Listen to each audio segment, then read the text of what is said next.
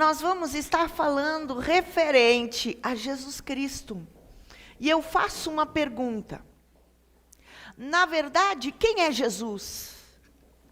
Nós sabemos que muitas pessoas têm um certo entendimento. Alguns dizem, Jesus é a pessoa central do cristianismo, com certeza. Ele é o Filho de Deus, ele é o Messias, ele é o Salvador da humanidade, mas é o meu pessoal Salvador. Ele também é o meu intercessor. E ele luta pela minha vida, para que eu alcance o propósito que ele estabeleceu lá de antemão, antes que eu nascesse. Ele já tinha projetado algo específico para que eu pudesse cumprir aqui na terra. Amém? E nós sabemos que em muitos lugares existem outros conceitos em relação a quem é Jesus. Nós sabemos que tem uma das religiões que diz que Jesus é só considerado um dos profetas. Um dos profetas pode ser o mais importante, mas ele se torna o precursor de outras religiões, mas não é Deus. Também algumas filosofias e religiões declaram que ele é considerado um espírito de alta evolução moral. A maioria dizem que ele é um grande exemplo de amor, exemplo de serviço, de auxílio, de bênção para as vidas. E toda a humanidade recebe algo dele, mas não passa disso. Então, quem é Jesus Cristo? O Espírito de Deus trouxe no meu coração desejo de falar, de passar para a igreja o que é, quem é Jesus. E hoje, como pessoas que compreendem o significado da vinda de Jesus Cristo, nós vamos declarar, mais uma vez eu te faço essa pergunta, e eu gostaria que você começasse a pensar, para você, quem é Jesus? Muitos de nós entendemos que ele é o Filho de Deus, sabemos que ele veio como Salvador, e eu vou contar uma pequena historiazinha minha. Eu fui no médico e eu fiz alguns exames, e aí houve a necessidade de eu fazer um tipo de uma experiência específica de alimentação orientada pelo médico. Então, eu peguei aquele papel com aquilo que eu posso, com aquilo que eu não posso, e eu coloquei na minha geladeira. E ficou preso lá na minha geladeira. O que tipo de comida eu posso comer e que tipo de comida eu não posso comer. Ficou preso lá na geladeira. E aí eu comecei a fazer a minha dieta. E enquanto fazia a minha dieta, eu simplesmente esqueci completamente do que estava preso ali na geladeira, escrito e mostrando, você deve comer isso e isso. E aí quando ia fazer meu almoço, o que eu vou fazer hoje? Não sei. Eu acho que eu vou fazer isso. Eu vou fazer aquilo. E comecei, eu própria, a criar a minha forma de fazer a minha alimentação. O tempo passou, e eu sempre, todos os dias, e agora? Como que eu vou fazer? Como que eu vou resolver essa situação? Mas isso foi um processo. E depois, aí o meu marido diz, o que você deseja comprar? Que eu compre hoje para você, pelo telefone. Aí eu falei, eu não sei, porque eu já fiz, eu tô meio perdida. E, de repente, eu estava ali mexendo na minha cozinha, eu olhei para a geladeira. O papel estava ali há 2 meses, 3 meses, na verdade, pregado ali na geladeira, e ali tinha todas as orientações que eu precisava para poder fazer essa minha dieta. E eu falei, uau, como a gente não entende as coisas e não compreende, esquece. E aí a gente próprio, com as nossas próprias forças, tentamos resolver algumas coisas que já estão escritas ali. É assim as Escrituras. É assim a palavra de Deus. Nós já temos aqui todos os manuais para eu viver uma vida de vitória. Aqui está escrito que tipo de alimento eu posso comer, que tipo de alimento eu não posso comer. Não necessariamente alimento de comida, mas alimento espiritual. Está aqui. E como? Por que eu deixei parado ali na geladeira tanto tempo aquilo e eu não utilizei aquilo que já estava pronto, dado pelo meu próprio médico? Por quê? Às vezes nós temos as Escrituras e temos tudo escrito aqui. O que Jesus fez, Ele pagou o preço por nós. Ele trouxe a receita da vitória. Mas eu não estou usando o que está escrito, o que Ele ensinou, trazendo para a realidade e para as minhas ações. É impressionante, porque o ser humano, ele é um ser criador. Nós fomos gerados por Deus como pessoas criadoras. Nós temos habilidades imensas para construir alguma coisa, fazer, elaborar, porque nós temos esse dom totalmente diferente de todos os seres que tem na Terra, porque todos os seres já nascem com algo já imprimido na mente, e eles já nascem e já agem dentro daquilo que Deus os criou.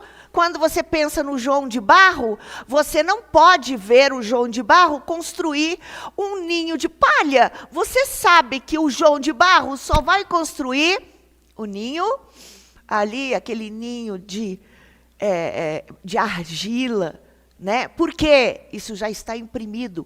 Mas nós não somos como os animais, como as plantas. Nós somos seres que temos uma habilidade extraordinária de criar, e de criar as nossas saídas. Mas, muitas vezes, as saídas que nós criamos e a forma de nós agirmos não é de acordo com o que Deus estabeleceu para a minha vida.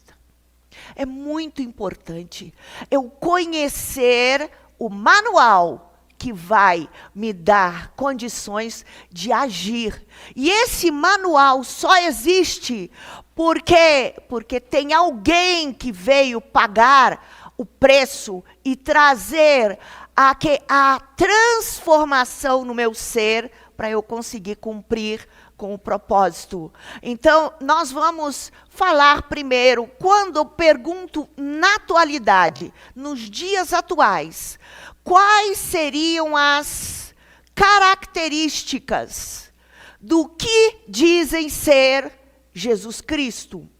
E nós estamos vivendo um momento muito difícil, em que o evangelho, que era tão correto e perfeito, aconteceu subterfúgios e outras coisas que distorceram os princípios da verdade da palavra de Deus.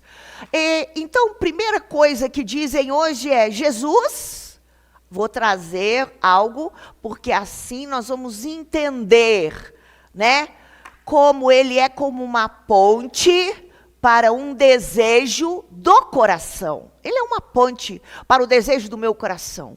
Este é o Jesus que muitos se aproximam de Cristo com o objetivo de alcançar algo que ele gostaria, para si próprio, como a sua própria vontade. Não, ele vai satisfazer todas as minhas necessidades. Se eu estiver andando na lei e na vontade de Deus. Deus não vai dar além do que Ele tem para dar para nós. E nós temos que entender que, para eu alcançar os planos de Deus, não é conhecer mentalmente somente. Na minha mente, todos nós podemos até falar versículos de cor, a Bíblia de cor, conhecer tantas coisas das Escrituras, mas isso na minha mente. Eu preciso de trazer para as atitudes, para a minha vida pessoal, o que realmente é ter uma vida com Cristo. Hoje em dia, eu vou para a igreja, porque se eu for para a igreja, eu vou ter o carro do ano, eu vou ter uma casa boa, a minha vida vai mudar, todas as coisas na minha vida vão ser restauradas. Sim, esse é o plano de Deus, mas isso não acontecerá se eu não tomar os passos certos para alcançar isso que o propósito de Deus diz. A segunda coisa, segunda forma de pensar de que quem é Jesus, Jesus é moralista, né? Ele criou várias regras, várias leis, com o objetivo de nos salvar. Verdade, todas estas palavras não são falsas, mas são incompletas. Nós temos que entender que, em primeiro lugar, há uma necessidade de eu ter uma experiência pessoal com Ele e declarar que as Escrituras se tornarão o manual de vida para que eu me torne uma pessoa feliz e bem-sucedida. Então, eu gostaria de dizer que Paulo também, na época de Paulo, a carta aos Colossenses, ele passou por uma situação muito difícil, como hoje nós estamos vivenciando situações de doutrinas que nem são bíblicas, que são humanas, como se diz, essa grande criatividade humana que criou tantos ideais tão lindos, mas eu não vou querer coisas humanas. Eu quero saber, o que o homem cria é imperfeito, mas o que Deus escreveu é completo. É tudo o que nós necessitamos para a nossa vida. As palavras de Paulo, ele diz que aquela igreja em Colossenses, né? Ela sofreu um forte ataque de uma seita religiosa chamada os gnósticos, os quais celebravam culto aos anjos e não acreditavam que Jesus veio como um homem. Nós temos hoje tantas filosofias e às vezes a gente pensa, nós sim estamos passando por dificuldade. Nós temos que entender que desde o início da criação da igreja, já houve momentos onde que filosofias falsas entraram e essas filosofias distorceram a realidade da verdade da palavra de Deus. Então, vamos entender, em Cristo está a excelência da revelação de Deus, na verdade, para nos abençoar, para trazer para cada um de nós. Por isso nós precisamos conhecer a Cristo. Você já conhece a Cristo? Eu perguntei, quem é que Jesus? Você já conheceu a Cristo? Você já tem uma experiência? Se eu lhe perguntar hoje, uma experiência, conta uma experiência de algo que você clamou a Deus e de que você pediu a Deus e você viu a resposta na sua vida diária. Porque Deus fala o tempo todo. Só que às vezes nós não estamos ouvindo, porque estamos limitados em nós mesmos. Vamos então abrir a palavra de Deus. Nós vamos ter no telão os versículos bíblicos que vai auxiliar. Mas se você tem a palavra de Deus com você, você pode acompanhar também juntamente comigo. Colossenses, capítulo 1, versículo 13 em diante. Amém? Então, Colossenses, capítulo 1, versículo 13. Amém? Então, vamos ler o primeiro versículo, depois nós vamos ler outros. Versículo 13 diz assim: o qual nos tirou da potestade das trevas e nos transportou para o reino do Filho do seu amor. Será que você já compreendeu o significado deste texto? Jesus, em João 18:36, João 18:36 diz assim, Jesus declara: o meu reino não é deste mundo. Se o meu reino fosse deste mundo, os meus servos lutariam para impedir que eu fosse entregue aos judeus. Mas agora o meu reino não é daqui. O que é que Deus está querendo trazer? Nós estamos entendendo que depois da queda do homem, o homem pecou, a Bíblia fala que o homem morreu. Quando o homem pecou, ele morreu, mas nós estamos vivos porque não foi eu morri na realidade, a parte do meu ser espiritual. O meu espírito é que morreu. Amém? O meu espírito que morreu. Então, eu estou aqui, espírito e alma, e o espírito, a palavra de Deus está como morto. Então, eu preciso de entender, esta morte abriu uma porta para as trevas trabalharem e atuarem na vida do ser humano. Nós somos atacados o tempo todo. A palavra de Deus diz que todos são filhos de Deus. Não, a palavra de Deus diz que aquele que receber a Cristo como Senhor e Salvador da sua vida, se tornará filho de Deus. São todos filhos de Deus? Não são todos filhos de Deus. E ele ainda diz, ide por todo mundo, pregai o evangelho a toda criatura. Quem crer e for batizado será salvo. Todos os homens nascidos de mulher, da mamãe, nasceram da barriga, eles nascem como criaturas de Deus.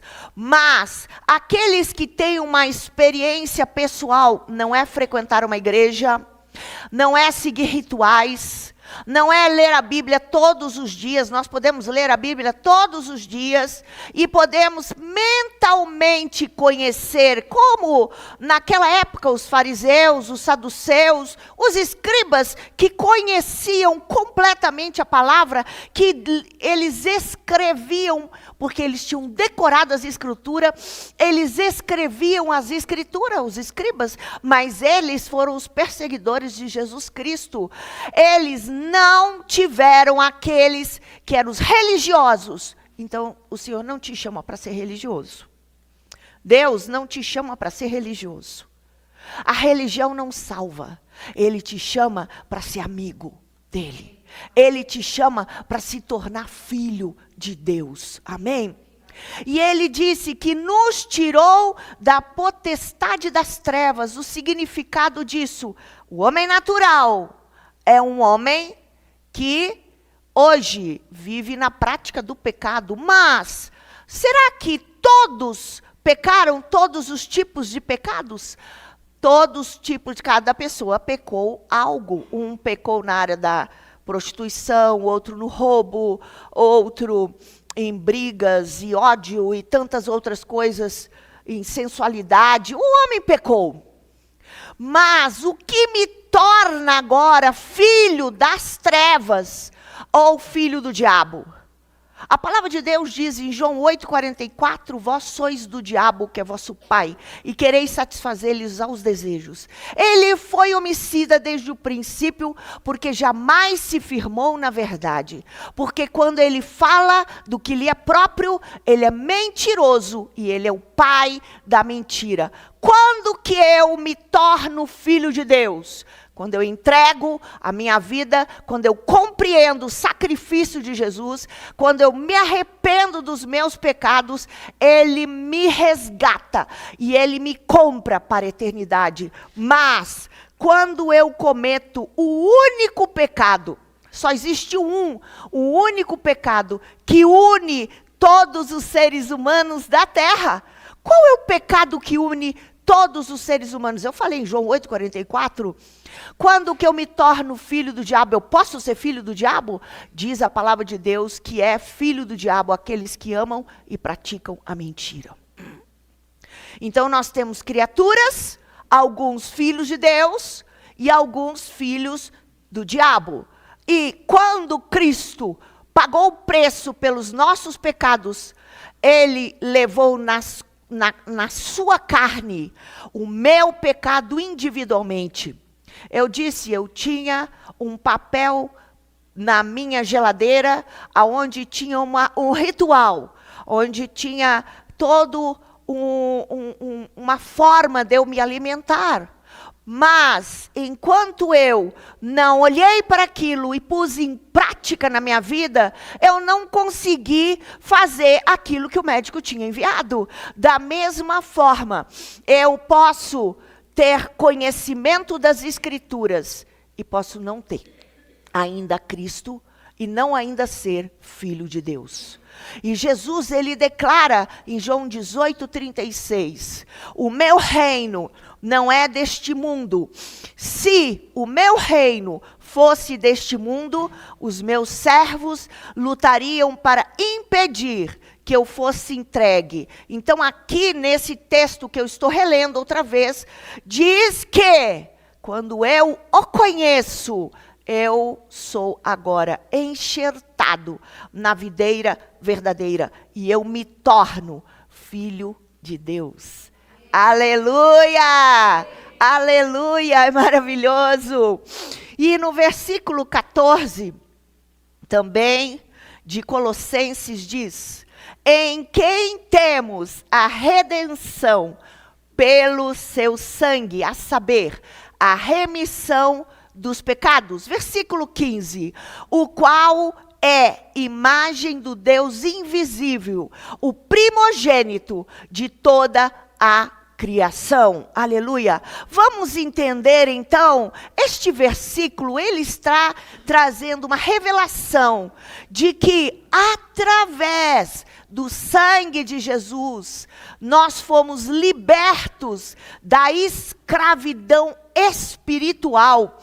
É o sacrifício de Jesus. Nós vamos falar um pouco mais e nós vamos entender. A redenção significa o resgate pago com o precioso sangue de Cristo. A palavra de Deus diz que todos pecaram e destituídos estão da glória de Deus. Existe alguém que não pecou hoje? Você pecou, eu pequei, todas as pessoas pecaram e se tornaram separados da glória de Deus. Mas, por quê? Por causa do meu pecado. E se houvesse um juízo ou um julgamento sobre a minha vida, eu deveria pagar todos os pecados que eu cometi. Mas, se eu fosse hoje pagar os pecados, não teríamos condições de nos tornar purificados.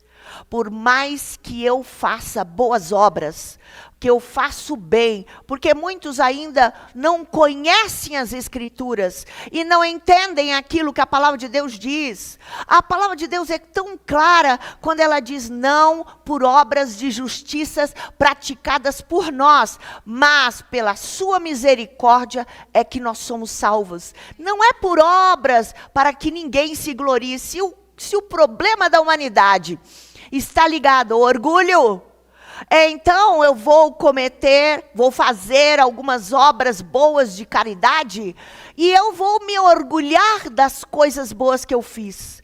Mas o pecado não será retirado da minha vida se eu fizer boas obras. Sabia disso? Às vezes a gente não está entendendo o significado. Não existe como um ser humano ser salvo dos seus pecados. É impossível um ser humano com a sua própria força, de boa vontade, fazendo trabalho, sendo religiosos. A Bíblia diz que eu posso dar até o meu corpo para ser queimado, a minha vida, e se eu não tiver a Cristo, não é obra. A obra que Deus quer que eu faça. Não é esse tipo de obra, de boa obra. A obra que eu preciso de fazer é aquela obra preparada de antemão por Deus, especificamente para cada pessoa. Amém?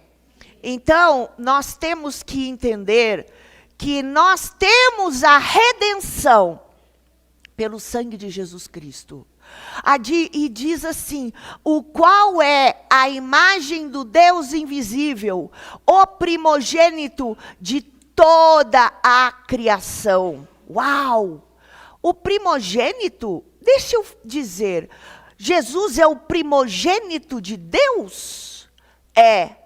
Este versículo, ele vai revelar que fomos libertos da escravidão espiritual através do sangue de Jesus Cristo.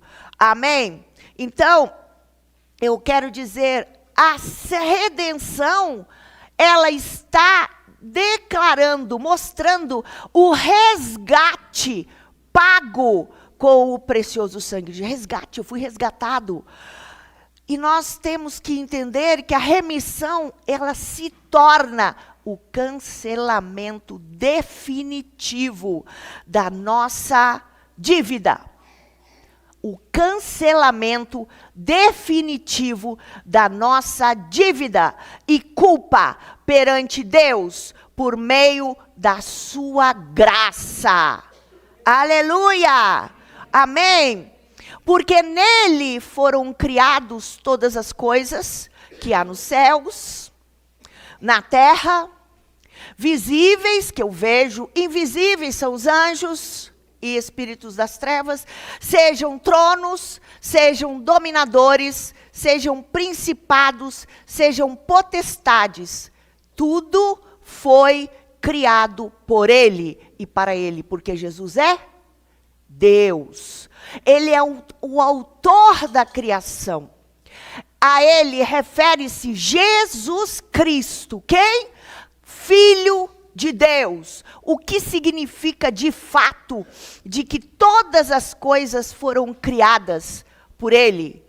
Na verdade, no princípio era o Verbo. O Verbo estava com Deus. O Verbo era Deus. João, aqui nós vemos o 1 que declara que o verbo é a ação da frase, é o que dá sentido. O que dá sentido à existência humana é a presença de Cristo aqui na minha vida.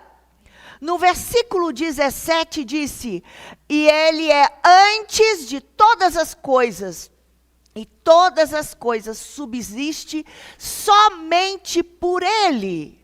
Colossenses 1,17 declara a supremacia, a divindade de Jesus Cristo. Então, ele não é só um homem bom, ele não é alguém só que veio fazer alguma coisa ou um profeta de Deus. Ele é mais do que tudo isso.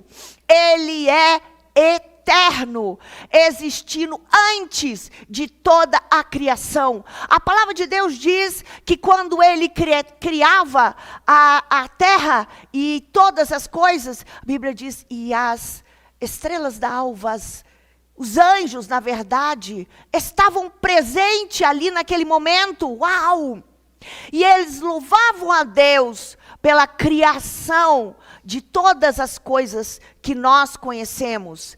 Ele é eterno, existindo então antes da criação. E atua ativamente como aquele poder que sustenta, que segura todo o universo. Gente, quando nós olhamos figuras, hoje nós temos a possibilidade, temos câmeras especiais, e nós temos condições de ver o universo. E nós vemos galáxias, e milhares de estrelas. E nós não temos noção que nós somos somente um pequeno planeta no meio de todas as criações. Que tamanho de Deus é este? Este Deus é eterno. E Ele mantém todas as coisas de forma perfeita, em ordem e equilibradas. Se Deus tirasse a mão do planeta Terra agora, isso aqui podia inchar e explodir. Não existe, tem gente que diz, mas eu creio em Deus. Mas não é bem assim. Na verdade, nós não temos a noção da grandiosidade do que é Deus Todo-Poderoso. E eu quero que você tenha dentro do teu coração hoje, quando você sair daqui, Há o entendimento da soberania e de que Deus é eterno. Na verdade, ele não foi criado, ele é Deus, né? Ele é antes de todas as coisas. Na sua eternidade e preexistência, Cristo não é uma criatura comum, mas ele é o próprio Criador. Ele é o próprio, e ele existia antes do tempo, da natureza, do universo e da igreja. Nós somos um pequeno ponto do que Deus já fez, e quando formos para a eternidade, nós sairemos dessa bolha chamada Terra, e nós vamos poder ver muito além do que aquilo que nós temos condições hoje, porque somos limitados à matéria. Nós somos limitados às coisas naturais. Então, nós vamos ver, no princípio era o Verbo estava com Deus, e o Verbo era Deus. O Verbo, ele vem da palavra logos, e representa a palavra criadora de Deus. O texto declara que Jesus é divino e existia de verdade, e existe. E ele veio, se tornou, eu gosto de falar isso porque você imagina o Criador de todas as coisas no meio de um planeta tão grande e tão pequeno ao mesmo tempo. Ele se diminuiu, ele se tornou um pequeno espermatozoide que nós quase não conseguimos ver, e ele foi fecundado no ventre, num óvulo de uma mulher.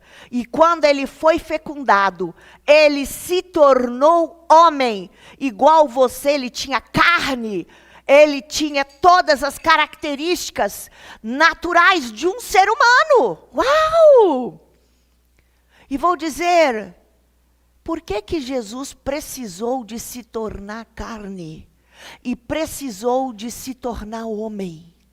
Vou explicar que nós temos que entender a verdade do Evangelho. Eu acabei de dizer que todos pecaram e destituídos estão da glória de Deus. Todos estamos separados. E a palavra de Deus também diz: o salário do pecado é a morte. Mas o dom gratuito de Deus é a vida eterna. Como?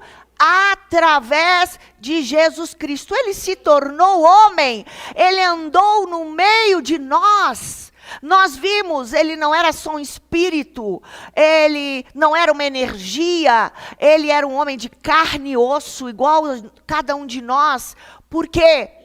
Para se pagar o pecado meu, teu e de todos nós, era necessário que um homem de carne e osso, que viveu no nosso meio, que esse homem pudesse se tornar o sacrifício. E é tão fantástico que quando Jesus veio à Terra, às vezes a gente ouve falar, Jesus veio à Terra. E quando ele veio à Terra, nós pensamos, ele era muito simples, ele era pobre, Maria era pobre, então ele só tinha um lugar para aquela mulher grávida gerar um bebê, e ela ficou numa manjedoura. O que é uma manjedoura? É um lugar de animais. Como assim? A manjedoura é o lugar aonde os animais ficam, as ovelhas ficam. E quando nós olhamos as Escrituras e vemos o Velho Testamento, diz no Velho Testamento que os cordeiros eram sacrificados, e quando esses cordeiros eram sacrificados, a família que sacrificou chegava diante do sacerdote e confessava os seus pecados, e o sumo sacerdote pegava o sangue daquela ovelhinha e aspergia no lugar santíssimo e confessava os pecados daquelas pessoas.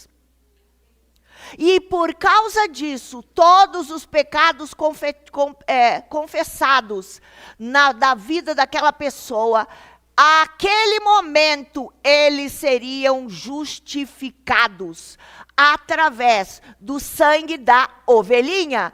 Por que Jesus, então, nasceu em uma manjedoura? Porque a manjedoura era o lugar das ovelhinhas. E a ovelhinha que era separada para fazer sacrifício, ela colocada num lugar diferente, naquela manjedoura, e diz a Bíblia que a ovelhinha era envolto num pano e recebia uma comida especial para que depois, quando ela fosse para o sacrifício, ela pudesse se tornar aquele sacrifício que iria purificar a pessoa que confessou o seu pecado. Jesus, quando ele foi para a sua mãe, foi para uma manjedoura, ali era um ato profético que determinava. Jesus nasceu numa manjedoura, porque ele se tornou o Cordeiro de Deus que tira o pecado do mundo. Amém? Na verdade, ele teria que nascer naquela manjedoura, porque ao nascer, ele nasceu com o objetivo de se tornar a ovelhinha que viria para a purificação do seu e do meu pecado. Aleluia! Vocês estão entendendo? Tinha que ser na manjedoura. E ele também, ao nascer, foi envolto num paninho, né? Exatamente como acontecia com as ovelhinhas. Por isso que ele nasceu com o objetivo de se tornar o sacrifício. No nascimento, já estava determinado o seu destino e o seu futuro. A ovelha que purifica todas as coisas e nos purifica de todos os nossos pecados. Uau! E vamos entender o que diz João 8:58. João 8:58. Em verdade vos digo que antes que Abraão existisse, eu sou. O que ele está dizendo? Antes que Abraão existisse, eu sou, porque ele é Deus. Esta é uma das afirmações mais profundas dos evangelhos. Antes que Abraão existisse, eu sou, disse Jesus. Eu sou. Não tem palavras para declarar quem é Jesus. A afirmação, o alfa e o ômega, diz, aparece no livro de Apocalipse 22:13, diz, é um título que simboliza a eternidade e indica que ele é o princípio de todas e também o fim. Alfa é princípio, ômega é o fim de todas as coisas. E todas as coisas subsistem por ele. Na verdade, ele é o sustentador de todo o universo. Aleluia. Nós temos que compreender o que isso significa. Em nome de Jesus. No versículo 18 diz, e ele é o cabeça do corpo da igreja.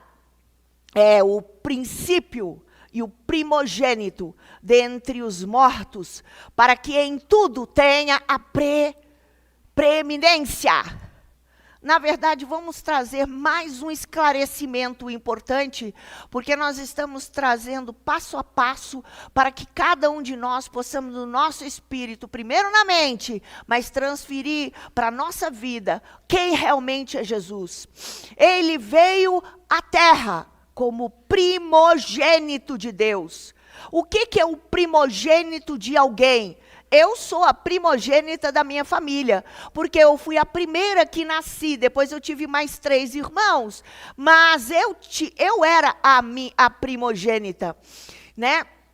Então ele se tornou o primogênito de Deus. Hoje ele se tornou o cabeça da igreja. Todos os que são filhos de Deus, na realidade, nos tornamos filhos de Deus pela sua adoção.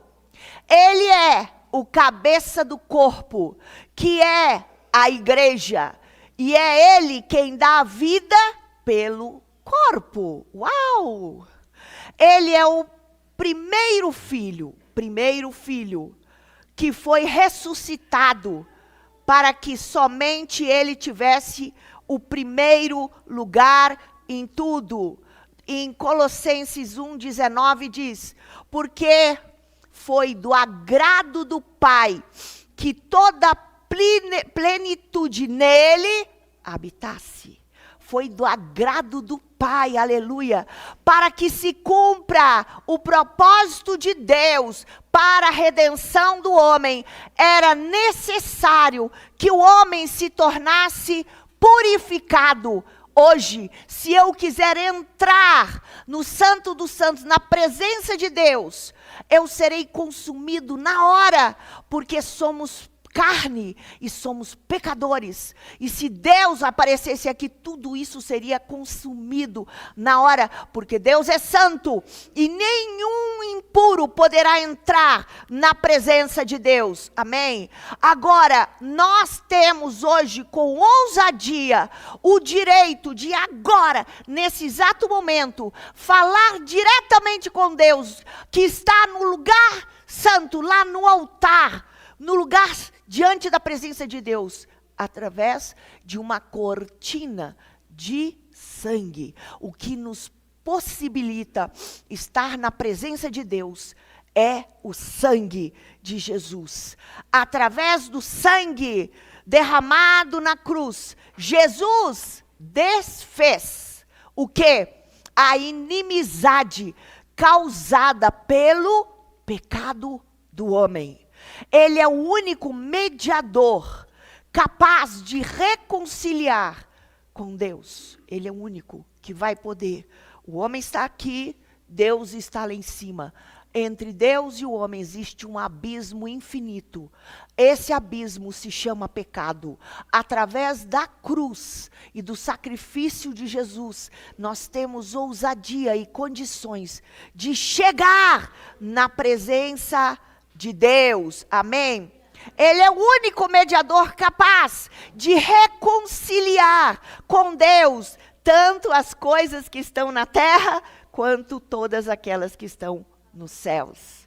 Jesus é Deus, Jesus pagou o preço, e que, havendo por ele feito a paz, houve paz, eu tenho paz, pelo sangue da cruz, por meio dele, ele reconciliou consigo todas as coisas, tanto as que estão na terra, quanto aquelas que estão nos céus. Aleluia! A vós também, que no outro tempo erais estranhos, nós éramos inimigos no entendimento pelas vossas obras, mas agora ele nos reconciliou e nós temos o direito de chegar na presença de Deus. Em Colossenses 1:22 diz, no corpo da sua carne, pela morte, para perante ele vos apresentar santos. Hoje eu posso me apresentar diante de Deus santo e inculpável. Se na verdade, versículo 23, permanecerdes fundados e firmes na fé, não vos moverdes da esperança do verdadeiro evangelho que tendes ouvido, o qual foi pregado a toda criatura. A quem? A todos os filhos de Deus? A toda a criatura, que somos todos, que há debaixo no céu, e do qual eu, Paulo, estou feito ministro. Através de Cristo, nós somos enxertados na videira verdadeira. Mas existe um se. Tudo na palavra de Deus está escrito. Aqui é o manual escrito para eu ter vitória na minha vida. Mas tudo na palavra de Deus tem um se. Se eu fizer, se eu obedecer, eu receberei as bênçãos. se não nos movermos da esperança do Evangelho através de Jesus, não alcançaremos o propósito de Deus para as nossas vidas. Então, em nome de Jesus, deixa eu esclarecer algo que é muito importante. Nós fomos libertos por Deus da ignorância do pecado. Porque você sabe que Ele nos libertou do império das trevas. Nas trevas não se pode enxergar a Cristo. Quantas pessoas estão cegas hoje, acham que conhecem a Deus, acham que fazem as coisas certas, mas estão cegos porque ainda não provaram o novo nascimento. Deus enviou seu Filho para nos arrancar dessa escuridão e dessa cegueira do pecado e nos colocar na luz do Evangelho, aonde eu serei ensinado, serei confrontado e eu serei transformado pelo poder de Deus na minha vida. Em Cristo, o preço pelo nosso pecado foi pago. Então, vamos compreender, eu quero dizer, Jesus veio como primogênito de Deus. Ele morreu na cruz e pagou o preço pelos meus pecados.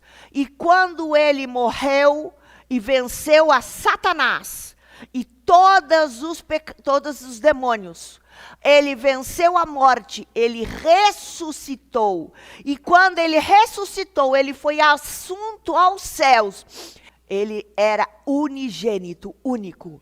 E agora ele é o primogênito. Ele era unigênito. E ele se tornou o primogênito. Porque por meio dele encontramos o propósito de toda a criação. Também o nosso propósito e a nossa vida é transformado pela presença de Cristo em nome de Jesus. Amém? E como unigênito, ele tinha autoridade sobre toda a criação, né? Agora, como primogênito, ele tem direito e autoridade sobre toda a raça humana, porque todos os que desejarem se entregar a Cristo, viver uma nova vida, deixar o pecado, se arrepender, se tornará filho de Deus e se tornará um entre muitos que também aceitaram a Cristo como Senhor e Salvador. A vida sem propósito é deprimente. Como assim? Os homens sem Cristo tentam de todas as formas preencher a sua existência com muitas outras coisas. Alguns se entregam a pecados, a prazeres, a drogas, a tantas coisas que são incapazes de preencher a vida do ser humano. Mas Cristo é o único. Jesus é a rocha de sustentação de toda a vida. Jesus é aquele que pode trazer a você a vida eterna. Agora, nesse momento, não tem que fazer nada. Só tem que reconhecer a sua soberania e entregar a sua vida a Cristo. Devemos conhecer a Jesus, porque por meio dele somos conduzidos à sabedoria, em sabedoria, ao novo céu e uma nova terra, aonde habita a justiça. E eu quero que hoje, agora, nesse momento, como está a sua vida? Você está ouvindo falar referente a Cristo Salvador e Senhor. E eu lhe pergunto, você já teve uma experiência de entrega pessoal? Você já reconheceu que Ele é o Cordeiro de Deus, que tira o pecado do mundo? Pode ser que você confesse aqui, eu quero que você confesse na sua vida agora. Então, o Espírito Santo de Deus nos leva a agir com sabedoria e submissão à sua vontade. E eu me torno filho do Deus vivo. Aleluia! Agora eu vou fazer uma pergunta novamente. Depois de tudo que nós já ouvimos, quem é Cristo para você? Você saberia responder agora esta pergunta? Amém? Então, Cristo é o Senhor, o eterno Salvador, o mediador e aquele que pagou o preço para mim. O que acabamos de ouvir é a bendita revelação mais extraordinária que existe na terra, do rei do universo, que veio a este mundo para nos salvar e nos abençoar. Então eu peço agora que você possa ter uma experiência. E essa experiência é um milagre e uma decisão. Quando você abre o seu coração e diz, você convida Jesus, entra e transforma.